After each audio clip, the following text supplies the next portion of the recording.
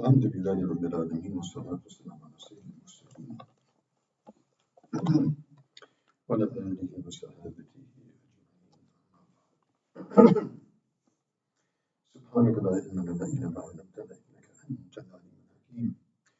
سبحانك لا فهم لنا إلا ما فهمتنا إنك أنت الجواد الكريم ورب زدني علما. أعوذ بالله من الشيطان الرجيم. يا أيها الذين آمنوا ادخلوا في السلم كافة ولا تتبعوا خطوات الشيطان إنه لكم عدو مبين فإن زللتم من بعد ما جاءتكم البينات فاعلموا أن الله عزيز حكيم. هل ينظرون إلا أن يأتيهم الله في ظلل من الغمام والملائكة وقضي الأمر وإلى الله ترجع الأمور. صدق الله العظيم.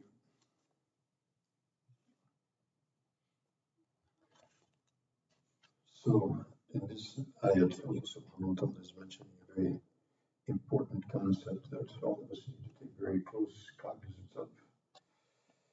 So Allah subhanahu wa ta'ala tells us, Ya ayyuhalladhina amanu udkhulu fi s-silmi kaffa, O you people of Iman. As we mentioned time and time again, whenever this announcement of O you people of Iman, what follows is extremely critical and needs full and total attention. So Allah subhanahu wa ta'ala basically says, Udkhulu fi s-silmi kaffa, enter into Islam totally. Now the word Islam is not used here, the word Silm is used here. So Silm is translated by the Mufassirin as Islam, but actually its original meaning in Arabic is a sulh, Silm, to come into a truce. So basically, congruent with the concept of Islam being surrender. So when you surrender, you're making a truce between you and to whom you surrender to. Okay? So it's like we're at, juxtaposition. We're almost like at war with Allah subhanahu wa ta'ala because we are disobeying Him. We're disobeying with our tongues, with our eyes, with our actions, with our transactions. And so we are, we're fighting against Allah and His commandments. So Allah subhanahu wa ta'ala says, no, that's not going to work. Enter into Islam totally. Enter you totally into Islam and enter Islam in its totality. From both sides. Okay? And otherwise, whatever besides that, it's all from Shaitan and from his trickery. So don't follow in his footsteps. Don't follow in the footsteps of Shaitan. He is for you, to you, and against you, a very clear and avowed enemy. So in this context, it's mentioned that as we know that the people of Medina, when they entered into Islam, some of them were from the people of Jahiliyyah, some of them from Medina were among the Jewish community. Very few of them accepted Islam, but the ones who did were extremely significant. Among them, Sayyidina Abdullah ibn Salam,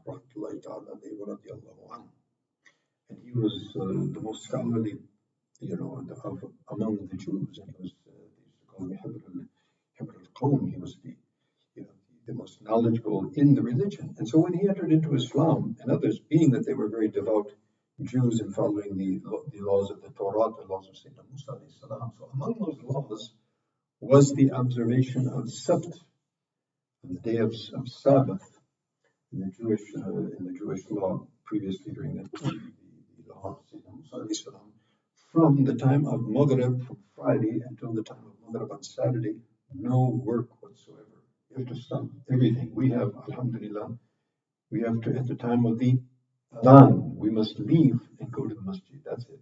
And after Salat, again, carry on. However, previously, because of the, as we read earlier in Surah Baqarah, the consistent disobedience of Bani Israel, so Allah subhanahu wa ta'ala made more stiffer, restrictions upon them. In any case, that was abrogated, obviously, by Islam. That's no longer, to be held. That Sharia which has been abrogated by Islam, that no longer holds. Also, Sayyidina Yaqub alayhi salam made an intention or made ta'ala a nether not to eat the flesh of camel, which he was very fond of, as it's mentioned, and for a vow and a sort of uh, it's a pledge to Allah subhanahu wa ta'ala. He pledged not that he would leave the flesh of camel as sort of a taqarrub ila Allah subhanahu wa ta'ala. So that became part and parcel of the Jewish tradition. So the Jews in Medina were following that tradition, particularly the religious among them. They were all pretty much following those things. So Abdullah ibn Islam, being a rabbi and being a very knowledgeable one, so he kept on, with those traditions. And when Islam came, well, on the one hand, Islam doesn't say you can't, observe the Sabbath, and it doesn't order you to eat the flesh of camel. So he said, okay, I don't need to eat the flesh of camel. I'm not disobeying it. There's no prohibition of observing the Sabbath. So I'll continue that and keep the best of both worlds. But there's no both worlds. There's only one world. It's called Islam. And enter into it, into it totally. So it was mentioned to him that no, that's not going to work. You have to forego and give up even thinking that this is now a ritual which Allah subhanahu wa ta'ala accepts, because after Islam in Medina, in Islam, the newest and the most updated version of submission is what came with Muhammad sallallahu alaihi wasallam. All other versions are abrogated. So that being the case, so if you slip after that, even though it's been made very clear that this is the position to take, and this is not simply for people carrying over from their previous religious traditions, but inventing new traditions ourselves, what is known as bid'ah, whatever is not established in Deen and doesn't have a foundation which is established in Deen. So this is also comes under that heading. We don't invent new things, and we don't leave anything, and we don't invent anything. So the way the Deen came to us from Rasulullah and as our ulama have laid out the broad, roadmap for the following of Islam, that's to be followed, nothing less, nothing more. And those who do not follow, are they waiting?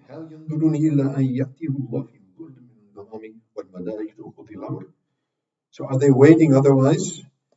Carrying on without going into the state of Islam in total. Are they waiting that Allah subhanahu wa ta'ala should come with his decision with the malaika on the day of judgment? And this is the maji, that Allah subhanahu wa ta'ala will come. What does it mean? Allah subhanahu wa ta'ala will come. Allah knows best. Similarly in Surah Al-Fajr, it's also mentioned, that the coming of Allah subhanahu wa ta'ala. So the coming of Allah subhanahu wa ta'ala is not like the coming of his creation. So how does Allah subhanahu wa ta'ala come with the malaika? That Allah subhanahu wa ta'ala knows best. It is not a coming like any of his creation, and that's the general principle that we hold with all what is known as mutashabihat. Those characteristics and what we call the sifat of Allah subhanahu wa ta'ala, which only Allah subhanahu wa ta'ala knows, the complexity and the completeness of them, that is beyond the intelligence. It's not against, the aql or intelligence, it's beyond our intelligence. So we, as the Qaeda says, whatever Allah subhanahu wa ta'ala attributes to himself, we attribute to that.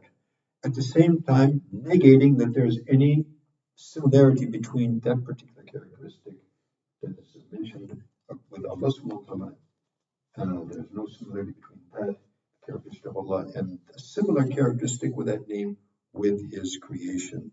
Just as Allah subhanahu wa ta'ala sees, and human beings see. But Allah subhanahu wa ta'ala sees infinitely according to his grandeur, and we see according to our very small and finite human capacity. So similarly, all of the characteristics of Allah, his names and characteristics, are dealt with in a similar fashion. So in other words, those who are not submitting totally, are they waiting for this decision of Allah subhanahu wa ta'ala on the day of Qiyamah? And when that takes place, there will be no recourse. You don't have another chance for repenting and for making amends.